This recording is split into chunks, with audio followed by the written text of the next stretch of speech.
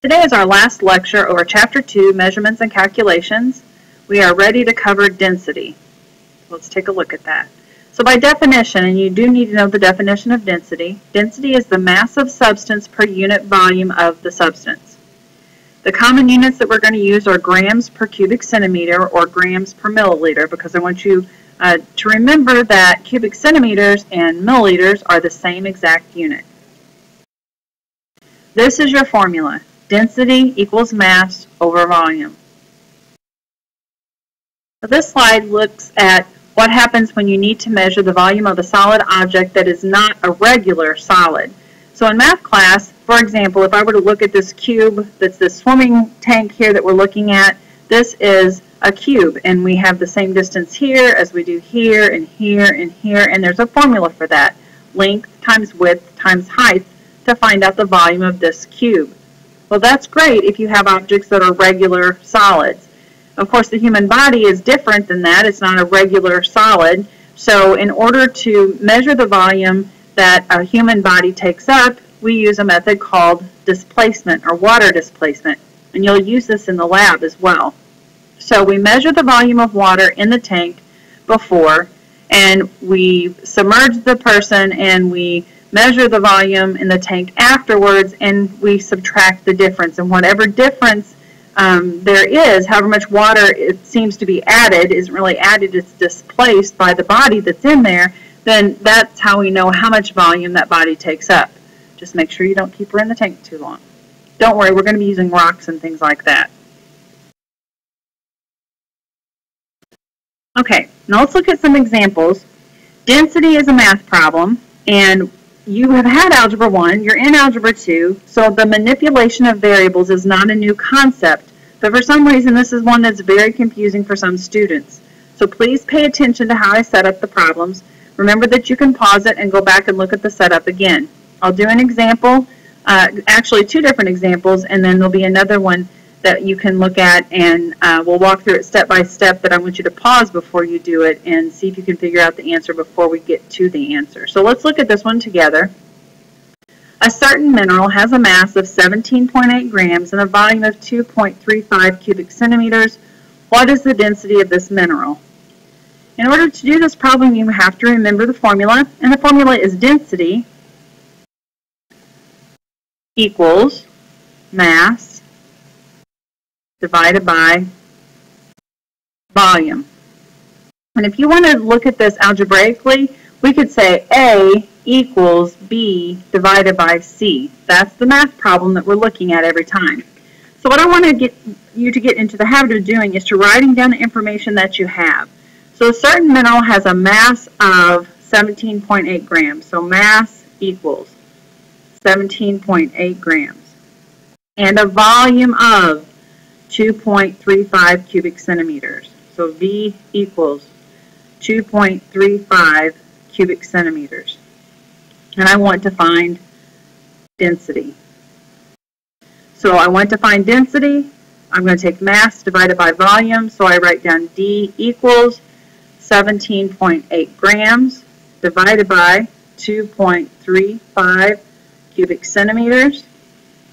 Put that into my calculator, 17.8 divided by 2.35, and I come up with 7.574. My units are grams per cubic centimeter. Let's go back and look at the sig fig issue. It's division.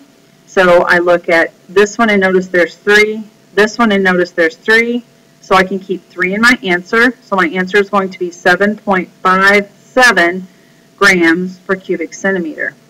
And then you're going to box in that answer. Let's look at a second example. It says the mass of a 49.6 milliliter sample of liquid has a density of 0.85 grams per cubic milliliter, and it wants to know the mass. So let's write down our formula. Density equals mass divided by volume. We write down the information that we have. Mass, we want to know. Volume is 49.6 milliliters, and density is 0.85 grams per milliliter or cubic centimeter, either one. All right, now let's look at the algebra side of this. So density, 0.85, and if you'll write it like this, you're not going to make the algebra mistake that's going to be typically made on this type of a problem. So let's put grams over milliliters. That's what it is. Put the division sign there so that you see it and it's not slashed to the side. Equals mass, and that's what I want to know. So I'll put X grams over the volume, which is 49.6 milliliters. If you look at it like this, you automatically see the ratio issue or ratio problem. And we can cross multiply and solve for X, which is how we do this problem. I've seen a lot of different manipulations of this equation, and they never end up right because you're not looking at the units and looking at what you're dealing with. So what we're going to do is cross multiply and solve for X. We have 0.85 grams times 49.6 milliliters equals X, which we're going to get in grams, times 1 milliliter. Because remember, if it doesn't have it out there in front of it, we know that's a 1.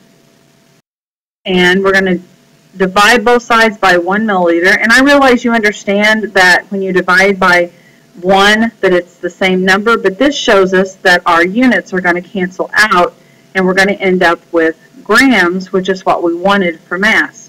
So I'm going to take 0.85 times 49.6 divided by 1, which is the same number, so it's 42.16 grams is what X equals.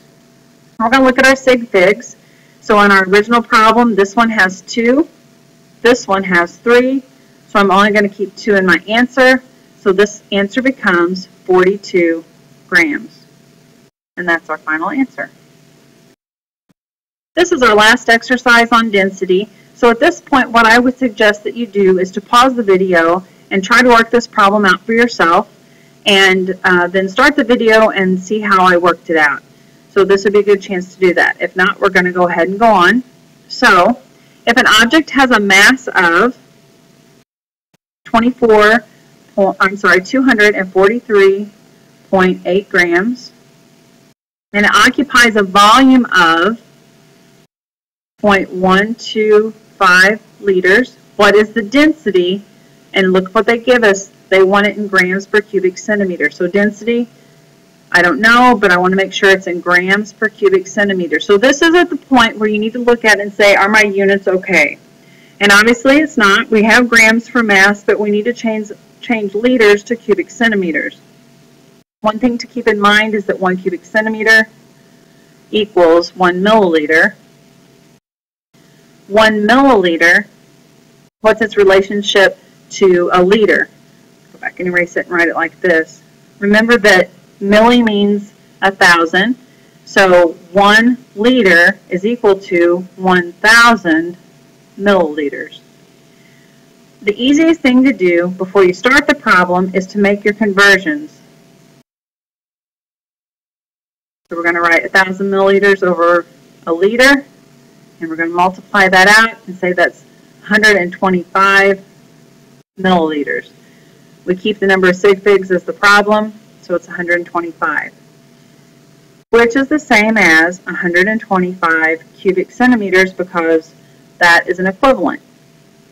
So now I'm ready to do my calculation. Density equals, my grams are 243.8 grams.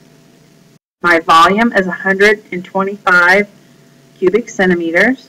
So I take 243.8 divided by 125, and my answer is 1.9504 grams per cubic centimeter. We go back to our original problem. This one has 4 sig figs. This one has 3 sig figs. So I'm only going to be able to keep 3 in my answer. There's 1, 2, 3. There's nothing in this place, so we're going to leave this the same. So my final answer is 1.95 grams per cubic centimeter, which is going to be letter B over here. A couple things to keep in mind. If you will always write down your knowns You're going to be able to see what you need to do clearer when it comes to solving your problem. And if you'll take care of your conversions at this step, instead of trying to do it once you put them into the formula, it's going to save you a lot of time and trouble. The best way to get better at these is to practice, so we have lots of those to do.